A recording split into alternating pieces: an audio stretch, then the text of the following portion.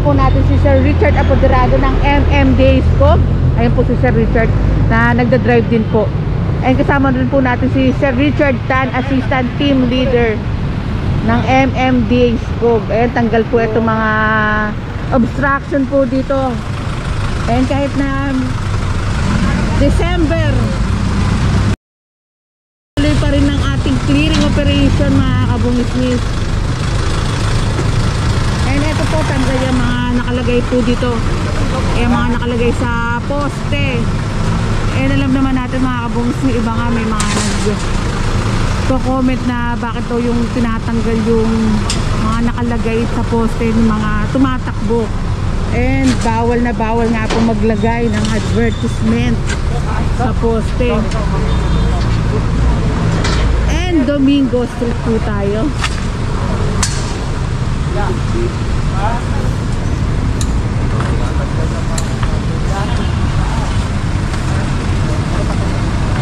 Dahil visa yung mga no parking, ito may nakalagay ditong no parking both sides, hindi na nga rin po nakikita dahil nga po yung iba na advertisement, tinatakpan po talaga ang ano, mga nakalagay na sign.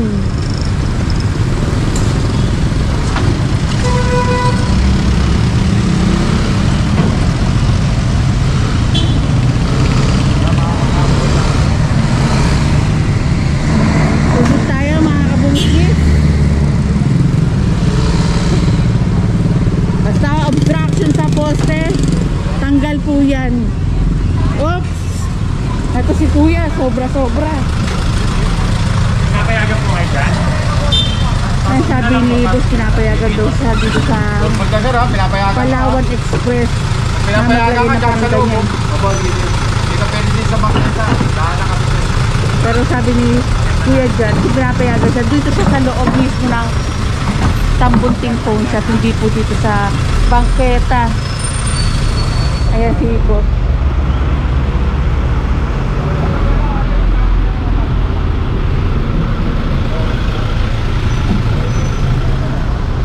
Ito yung MMDA na ano. And dito sa tingin ko si nanay dito nakatira. Ito kasi po, pag sira na, inaayos naman po.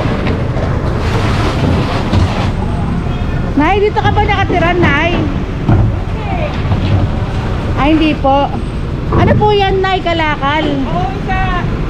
Binibenta sa binibenta. Ah, binibenta. Po? Market. Ah, nagpapapark pala si mother. Market po ako dito. Barker. Kasi kaya na ba? Kaya na? Bawal na dito ba? Ginagawa ba ko na? Hindi naman gawa. Hindi na gawa naman parang sir. Alakan po po. Ang gabi ko yan, no? Hindi tayo si Matanabe. Nakikita ba ka? Oo. Nakay mo mag-gesto ako? Ano na po sa inyo po? Ay, pinayagan daw si mother ng 7-Eleven. Ay, ano ba to?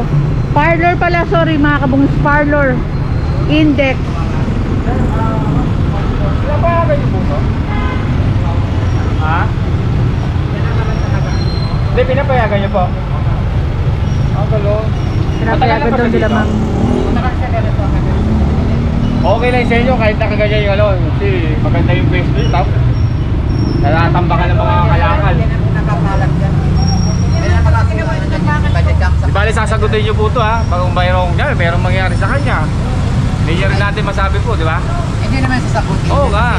Siyempre, yung kondisyon ni ate, di ba? Siyempre, may edad na pa eh, di ba? May edad na siya, di ba? Ganun lang. Nasa sa kanya yung kumakas. Oo. Siyempre, titignan nyo rin po. Titignan nyo rin siya. Pero siyempre, matanda na kasi. Siyempre, nakakawa naman, di ba? Ganun lang. Nay, may bahay ka ba, Nay? Pero po, uuwi rin ako. Okay po, Nay. Ito po yung mga ano ni nanay. Kalakal. Yan. Dahil ito, binibenta sa 7-Eleven. Binibenta sa akin.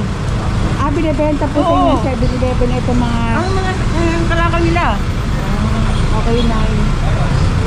Eh, sana ano, mabenta rin agad ni nanay. Oo, Para binibenta na po yan. Opo, kasi maganda kung may bibenta po agad.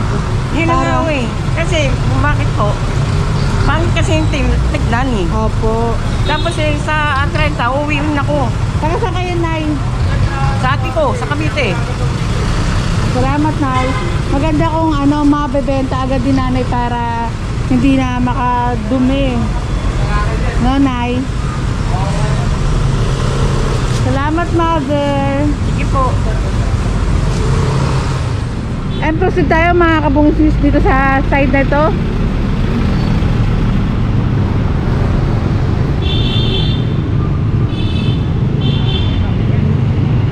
Ay mga kabungsis, kung meron kayong complain, dial 888-48 and MMDA, email ad ng MMDA. Ito nga po mga vendor po dito sa bangketa.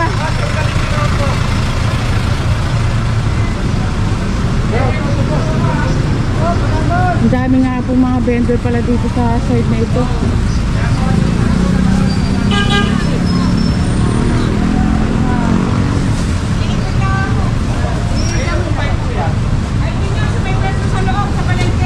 Minsan yung iba nga po kala nila wala nang clearing, kaya nga po ang bangketa naakupan na nga rin po.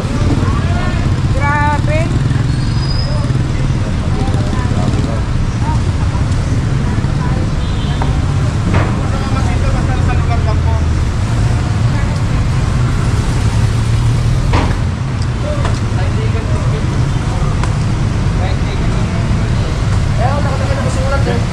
Dito sa may ano. Ito na nakalagay pala, illegal vendor are not allowed inside.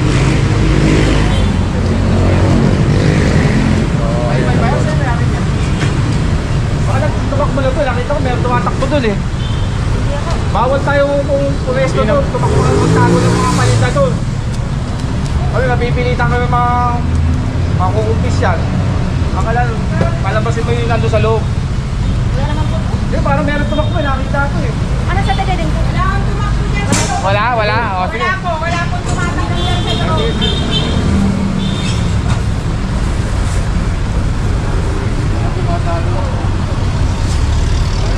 Ito merong rampahan po dito sa side na ito.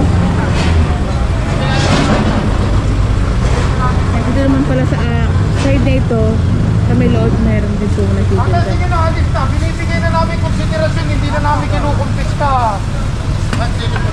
Oo nga, hindi naman pwedeng tinda nila, tinda nyo rin. Sila yung legal, kayo illegal. Di ba?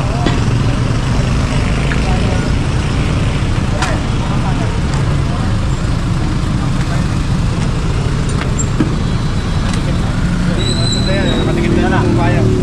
Na lang. Dalawang ako.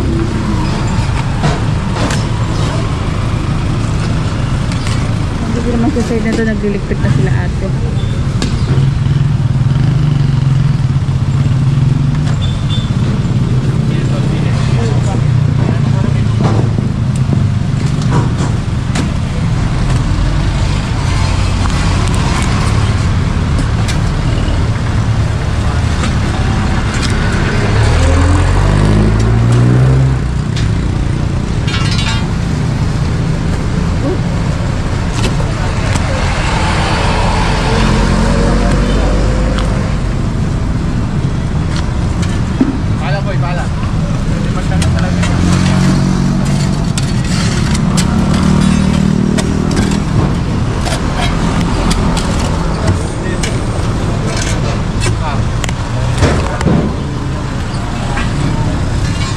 Tignan lang natin yung drainage po dito sa puso na to.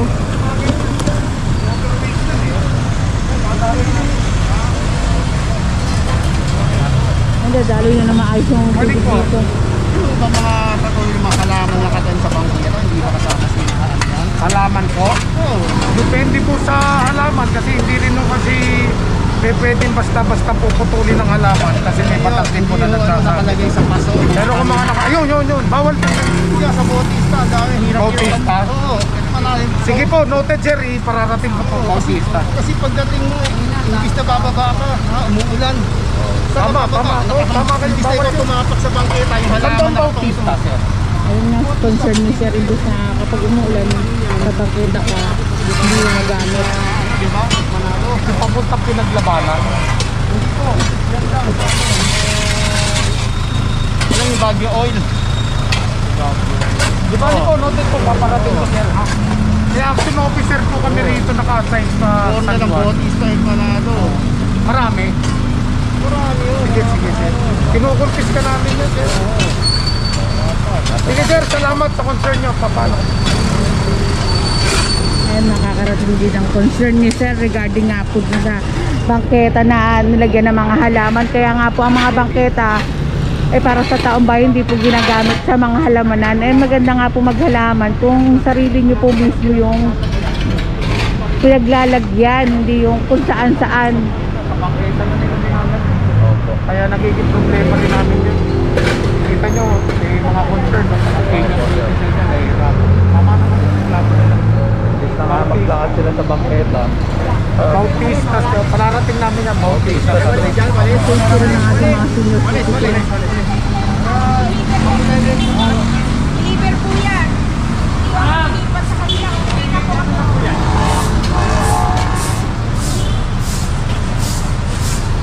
Ate, naantay niya yata kami ang umalis eh, ano? Hindi po sir. Pag sinabi po sir, alis, aalis po po. Ako nakikita. Parang kalat eh, Hindi naman kayo umalik. Parang kung galit kayo. Hindi naman maayos ang ating MMDA kung na hindi malinis ang pwesto nito at ang pwesto ng ating sinisiring sa araw-araw. And dito ko na tinatapos ang aking vlog for today. Next upload tayo mga kapatid. Please like, comment, share.